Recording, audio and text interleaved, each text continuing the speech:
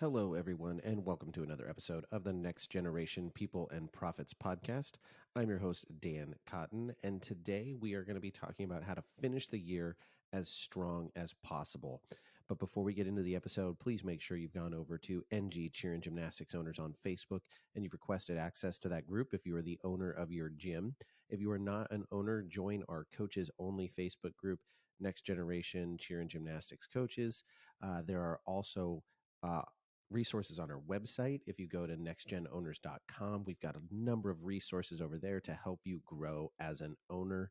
And make sure you are subscribed to this podcast, you share this podcast, and go and listen to all of our past episodes if this is the first episode you're listening to, because we got a lot of really great ones that we've put out in the past year. And we are trying to grow this podcast. We're trying to get it in front of more owners just like you who would benefit from the information in this podcast. So as we get started, there are about 2 months left in the year. So when I'm recording this, it is October 20th, and we've got a couple months left when we go into November, left in quarter four. And I want to talk about how to finish the fourth quarter as strong as possible so you are set up in 2023 and you're achieving all the goals you set for 2022. So number one is going to be seize on seasonal spending. Number two is going to be revisit your annual goals. And number three is going to be speak to your accountant and make expenditures you can and should.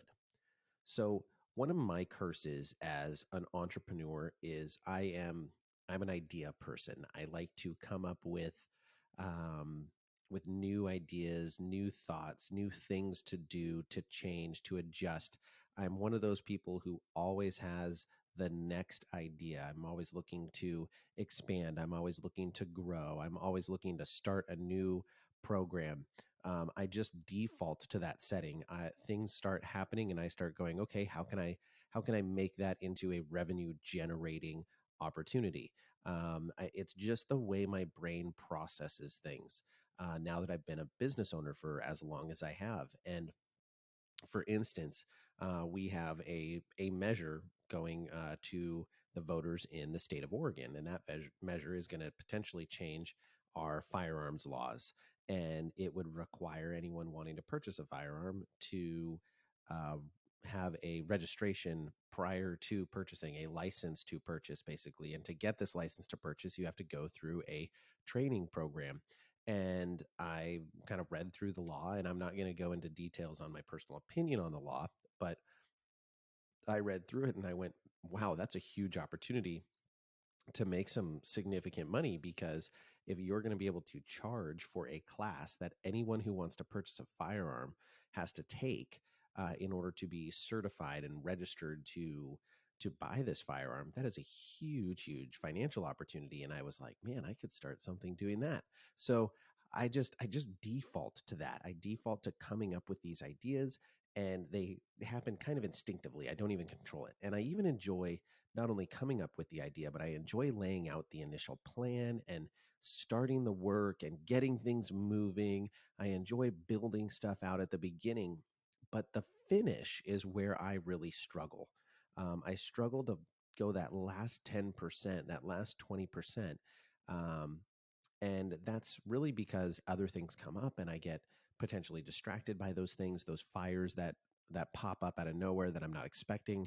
And so I'm challenged in that way, where I need to get better at finishing really strong when I start projects like that. And it's something that I'm very diligently focused on and I've gotten a lot better at, but I know that's just one of my weaknesses as an entrepreneur.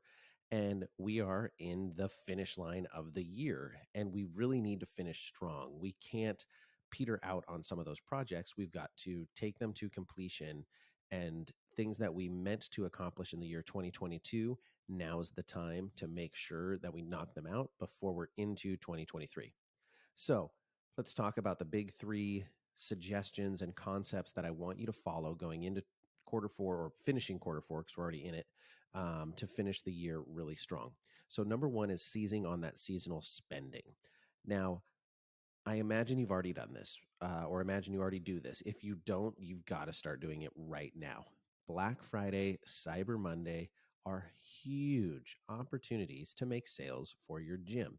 And it doesn't matter, even if you're a really, really small program and maybe you don't have a huge pro shop or you don't have something like that going on, you still have offerings that you can sell that allow you to profit and that allow you to continue to grow your client base and increase your ARM, your average revenue monthly per member, as you move forward into the end of the year.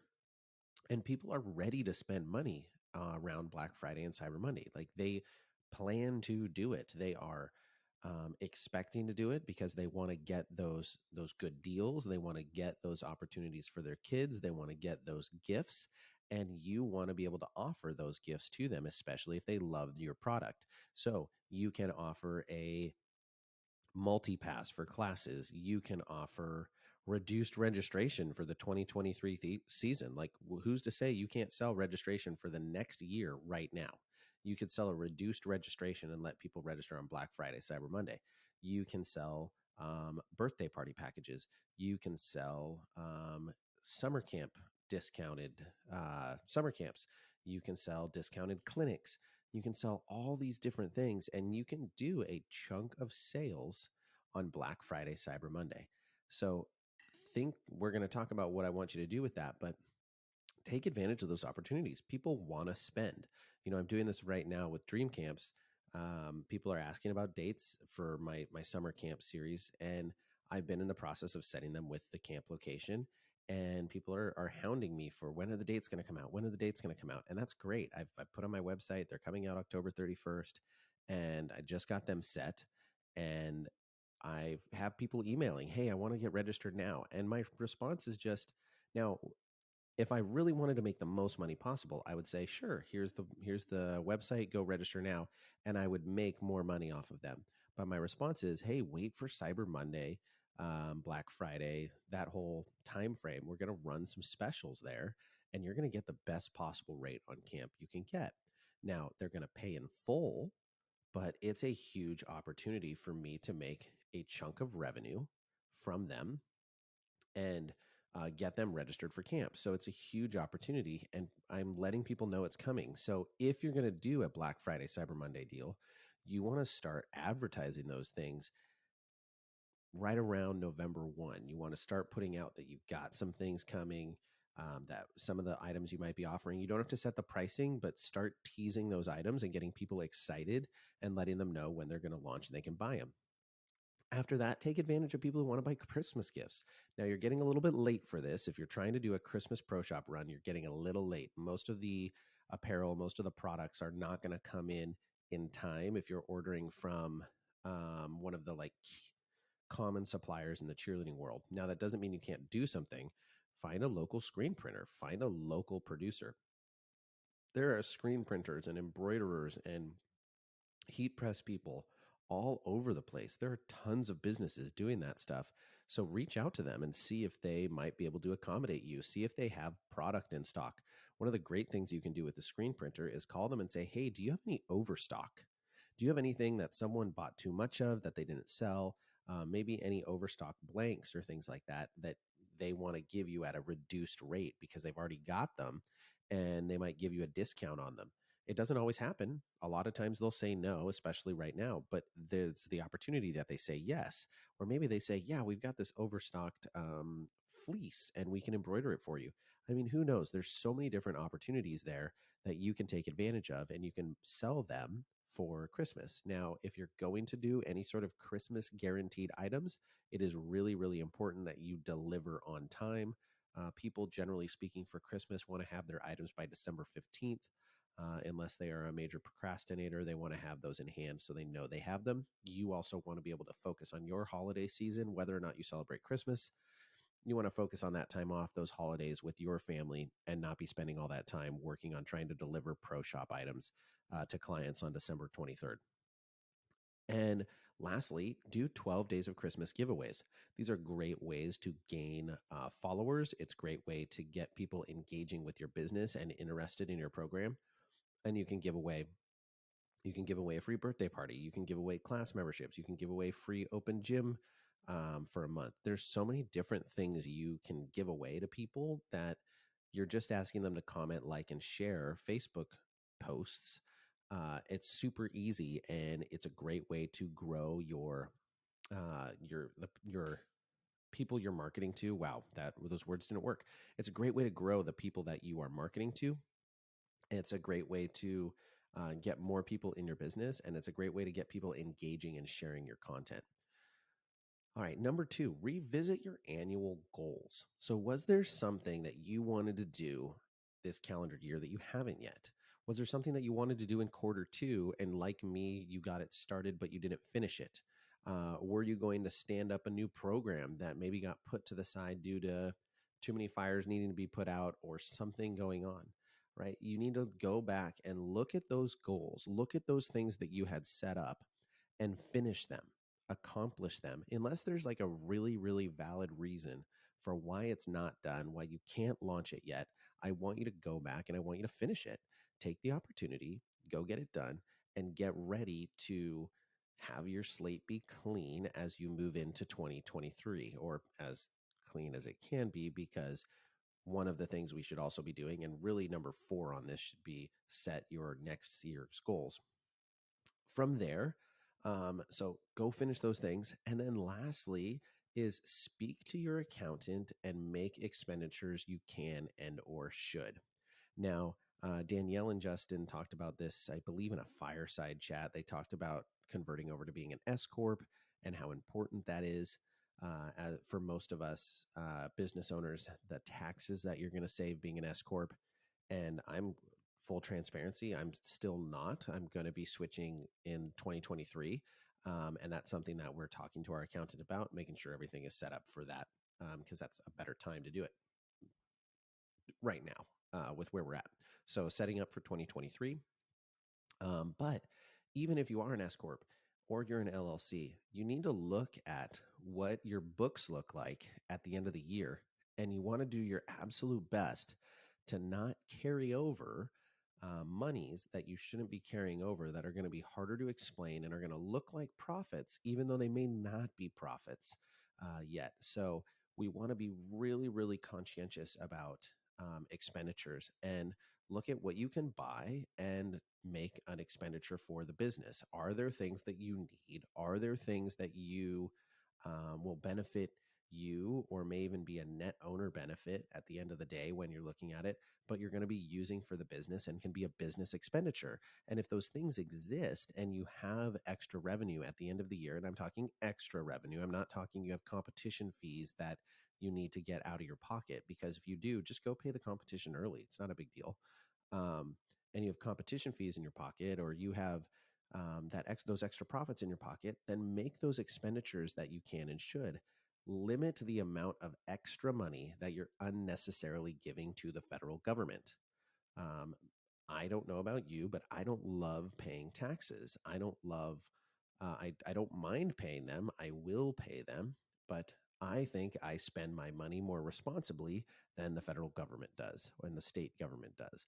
So I want to do everything I can to legally pay the lowest amount of taxes I can by having expenditures, having expenses, so I'm not getting overwhelmingly taxed on certain things. So there's a lot of things that you can do to help reduce the amount of taxes you're going to have to pay each year. And that comes down to a lot of times to expenditures, as well as you should speak to your accountant about setting your business up as an S Corp and the advantages of doing that. And they should be able to help you get that done. So make sure you're speaking with your accountant, make sure you're getting on that as you head into 2023. And really, number four, as I mentioned, should be start setting your goals for 2023. Set your Q1, Q2, Q3, and Q4 goals now, early on. Revisit them throughout the year, but get ready to achieve those goals and write them down, make them tangible, make them quantifiable. Okay, quantifiable means you can actually define it and say, if we achieve X, Y, and Z, we've achieved the goal. You want to avoid nebulous goals like get more kids, right? That's a really nebulous goal. How many more kids? And how many kids do you need to retain, right? What is the enrollment you're trying to get to? Something that you can quantify. Run 2 to 3 advertisements or boosted posts a month. run 2 clinics a month, sell 300 birthday parties, whatever it is, right? 300 birthday parties would be cool. I don't quite do that many, but set those goals, prepare yourself to have something to work towards in 2023, right? If you've never set quarterly goals, this is one of the steps we encourage owners to do in our academy.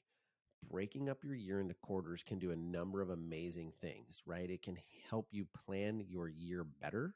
It can help you finish your year stronger, and it can focus your energies throughout the year so you're not working on the wrong things at the wrong times.